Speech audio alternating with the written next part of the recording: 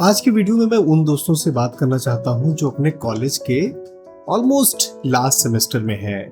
उनके placement start हो गए हैं। उसमें से कई सारे बच्चे होंगे जिनका प्लेसमेंट हो गया होगा, कई सारे बच्चे ऐसे होंगे जिनका प्लेसमेंट होने वाला है, कोई इंटरव्यू का प्रिपरेशन कर रहा है, कोई जो प्लेसमेंट सेल होता है कॉलेज का उसके आगे पीछे चक्कर लगा रहा है।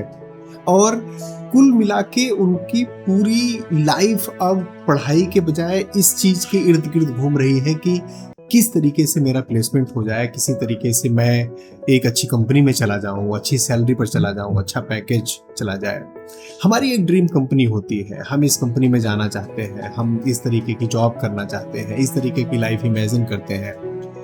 बट हमारे बड़े जिन्होंने बहुत साल अलग अलग कंपनीज में काम किया है, एक्सपीरियंस्ड है, वो ये बताते हैं कि जो ड्रीम हम कॉलेज में देखते हैं कि कॉलेज से निकलने के तुरंत बाद हमारा एक ग्लास वाला केबिन होगा, एसी चैम्बर होगा, उसमें बैठ के काम करेंगे, ज्यादातर केसेस में ऐसी लाइफ नहीं होती है। आज हम यही समझने वाले हैं कि ये जो अलग अलग तरीके की फीलिंग्स आती हैं हमारे मन में, ये फीलिंग्स क्यों आती हैं, इसका रीजन क्या है, और उसमें से क्या सारी फीलिंग खराब है, क्या ये एंजाइटी की फीलिंग जो आती है, क्या ये फ्यूचर का जो फियर होता है, ये सब खराब है, नहीं आना चाहिए, और अगर आ रहा है तो क्या करना चाहिए, किस तरीके से इसे हैंडल करना चाहिए, किस तरीके से इसे मैनेज करना चाहिए, या इसे सप्रेस कर देना चाहिए, दबा देना चाहिए, किन सिचुएशंस में किस तरीके के एक्शंस लेने चाहिए, इसके बारे में आज इस वीडियो में हम लोग बात करने वाले हैं। तो सबसे पहले ये समझते हैं कि ये जो प्लेसमेंट का सीजन होता है, ये जब प्लेसमेंट चल रहा होता है, उस समय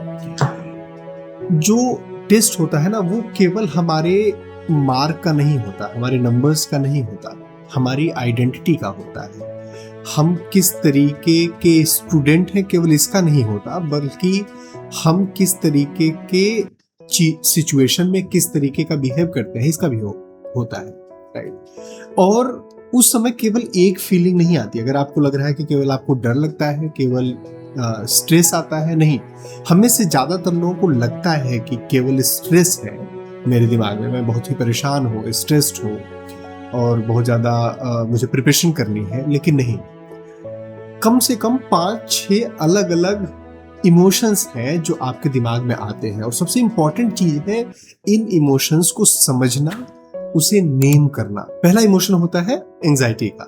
एंजाइटी हमेशा फ्यूचर से आती है। एंजाइटी आने का केवल रीजन होता है फ्यूचर के बारे में सोचना। अगर मेरी जॉब यहाँ पर नहीं लगी तो क्या होगा, अगर मैं बिना जॉब लिए घर जाऊंगा तो पेरेंट्स क्या बोलेंगे, पेरेंट्स की एक्सपेक्टेशन है, कितने का पैकेज लगेगा, कैसी मेरी लाइफ जाएगी, इन सब चीजों के बारे में हम सोचते रहते हैं, उससे आता है एंजाइटी, उससे हमें हो रही है एंजाइटी। अगर फ्यूचर के बारे में आपको सोच कर आप परेशान हो रहे हो, टेंशन में आ रहे हो, स्ट्रेस में आ रहे हो, ये एंजाइटी है। दूसरा इमोशन होता है कंपैरिजन।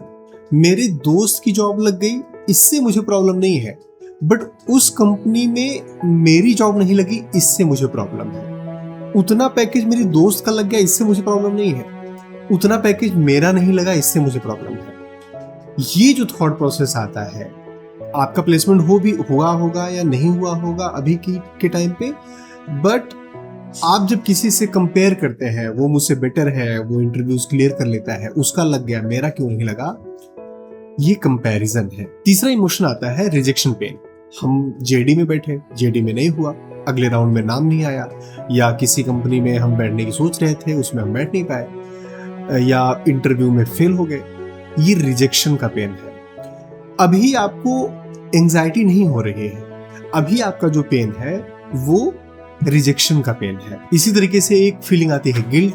कई बार ऐसा होता है कि मेरी जॉब लग गई, ऑफर लेटर आ गया, उसके बाद भी एक गिल्ट सा फील होता है कि यार जिस कंपनी में सोचा था उसमें नहीं हुआ, जितने का पैकेज सोचा था उतने का पैकेज नहीं हुआ, क्या ये कंपनी बेहतर होगी, नहीं होगी, क्या इस कंपनी में सर्वाइव कर पाऊंगा, नहीं कर पाऊंगा, क्या मैं वर्थ इट हूँ इस कंपनी के या नहीं, इस तरीके की चीजें जब आ रही होती है, ये गिल्ट है। और पांचवी फीलिंग आती है जब आप अलग अलग इमोशंस बार बार उभर रहे हो और फिर जा रहे हो, फिर उभर रहे हो, फिर जा रहे हो, ये होता है इमोशनल एग्जॉस्टन।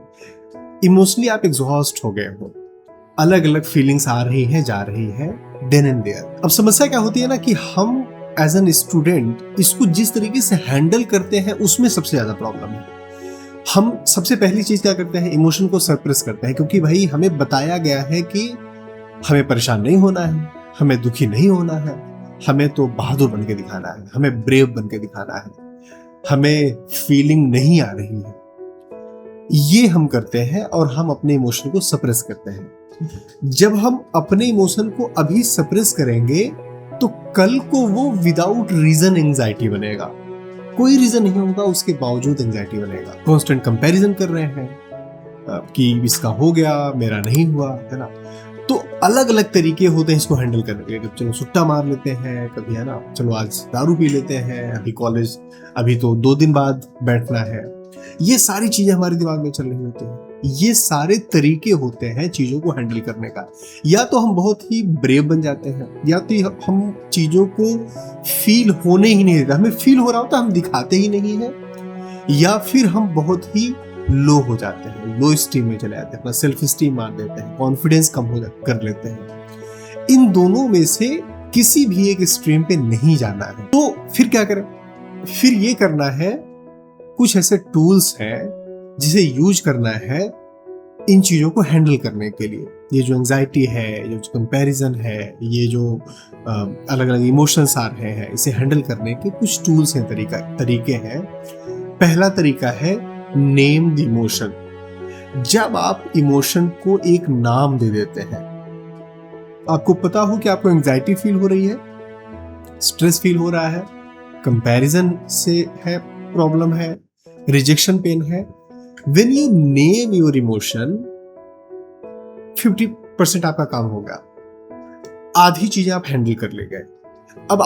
अब बेसिकली है ना, आप अपने इमोशन को कंट्रोल कर पाओगे।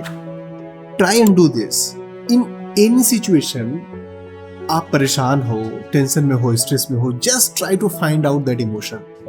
कौन सा इमोशन है अभी मेरे अंदर? और जैसे ही आपको इमोशन पता चलती है and you name it, okay, this is what I am feeling, आपका स्ट्रेस, आपकी टेंशन आधी हो जाएगी। अभी सॉल्यूशन नहीं मिला है, बट वो आधी हो जाएगी। और ये आधी होने से आप सॉल्यूशन की तरफ बढ़ने लगते हैं, क्योंकि स्ट्रेस कम है तो आप चीजों को क्लैरिटी से देखने लगते हैं। जैसे ही आप चीजों को क्लैरिटी से देखने लगेंगे, आपको सॉल्यूशन मिलेगा। दूसरा टूल है प्रोसेस वर्सेस आउटकम। देखो, तुम्हें प्रोसेस पे ध्यान देना है। तुम्हें कौन कौन सी चीजें हैं जो तुम्हारे कंट्रोल में है। इंटरव्यू के लिए प्रिपरेशन करना, जेडी के लिए प्रिपरेशन करना, कम्युनिकेशन बेटर करना, स्किल्स बनाना, रेज्यूमे अच्छे तरीके से बनाना, ये सारी चीजें हमारे कंट्रोल में है। कौन सी चीजें हमारे कंट्रोल में नहीं है? अभी बाकी सारे सेमेस्टर बीत गए, इसमें क्या ग्रेड था, कितनी पढ़ाई की थी, अब आज की डेट में वो हमारे हाथ में नहीं है। इंटरव्यूअर का मूड कैसा होगा, उसका सिलेक्शन प्रोसेस क्या होगा, ये हमारे हाथ में नहीं है। बिलीव मी और नॉट, जो आपके कंट्रोल में है केवल उस पे ध्यान देना है, केवल उस पे फोकस करना है। बाकी चीजों पर ध्यान देकर, अरे यार मैं पढ़ाई कर लेता तो अब मेरा ग्रेड अच्छा होता, मैं इस कंपनी में बैठ जाता, किसी काम का नहीं है, किसी काम का नहीं है। मैं आज ना इंटरव्यूअर का मूड खराब था, अरे यार अपनी बीवी से लड़ के आया था इसलिए रिजेक्ट हो गया, अदरवाइज मैं नहीं, कोई मतलब नहीं है। ये बातें करने से, ये अपने आप को सांत्वना देने से, अपने आप को सिंपैथाइज करने से कोई फर्क नहीं पड़ता और कोई बेनिफिट नहीं होता इससे। तीसरा टूल है आइडेंटिटी सेपरेशन। तुम प्लेसमेंट नहीं हो। प्लेसमेंट और तुम दोनों अलग अलग चीजें हैं। हाँ, प्लेसमेंट होगा तो एक मार्केट में एंट्री करने का टूल जरिया मिल जाएगा, है ना। तुम मार्केट में एंटर कर पाओगे, फिर लर्निंग हो जाएगी तो कंपनी चेंज कर पाओगे, इसी कंपनी में आगे बढ़ पाओगे, ग्रो कर पाओगे। ये इंपॉर्टेंट है, लेकिन ये प्लेसमेंट तुम्हारी जिंदगी का एक बहुत ही छोटा सा पार्ट है, बहुत ज्यादा छोटा सा पार्ट है। ये तुम्हारी जिंदगी नहीं है। अपने आप को उस आइडेंटिटी से एसोसिएट करके देखना बंद करो। तुम्हें अपना 100% देना है, तुम्हें जो बेस्ट दे सकते हो वो देना है, तुम्हें वो इमोशंस को हावी नहीं होने देना है। But this is not your identity, this is not what you are. जब हम अपने कॉलेज के लगभग आखिरी साल में होते हैं, आखिरी सेमेस्टर में होते हैं, प्लेसमेंट का सीजन चल रहा होता है ना, ये हमारी आइडेंटिटी चेक करता है ये नहीं चेक करता कि हमने कितने ग्रेड्स लेकर आए, हमारे मार्क्स कैसे थे। ऑफ कोर्स वो एक बेसिक पैरामीटर होता है, वन ऑफ द पैरामीटर्स होता है, बट ये चेक करता है कि आप इमोशनली कितने मैच्योर हो, आप चीजों को हैंडल कैसे कर सकते हो, आप रिजेक्शंस को कैसे हैंडल कर सकते हो। ये पूरा का पूरा इकोसिस्टम आपको आपकी आगे आने वाली जिंदगी के लिए तैयार करता है। इस समय को अपनी लर्निंग के लिए यूज करो, इस समय को अपनी प्रॉब्लम्स को आइडेंटिफाई करके उसको सुधारने के लिए यूज करो। जिंदगी बहुत बड़ी होने वाली है, जिंदगी बहुत अलग तरीके की होने वाली है। इतना रोलर कोस्टर होगा कि ये प्लेसमेंट इसमें हुआ नहीं हुआ, ये 5 साल बाद आपके लिए मायने भी नहीं करेगा। दोस्तों मुझे उम्मीद है ये वीडियो आपको पसंद आई होगी। अगर ये पसंद आई तो प्लीज वीडियो को लाइक करिए, अपने दोस्तों के साथ शेयर करिए, अपने कॉलेज के फाइनल ईयर स्टूडेंट्स के साथ, फ्रेंड्स के साथ जरूर शेयर करिए। और हाँ, हमारी वीडियोस को देखते रहिए, अपना और अपनों का ख्याल रखिए। Thank you. जय हिंद।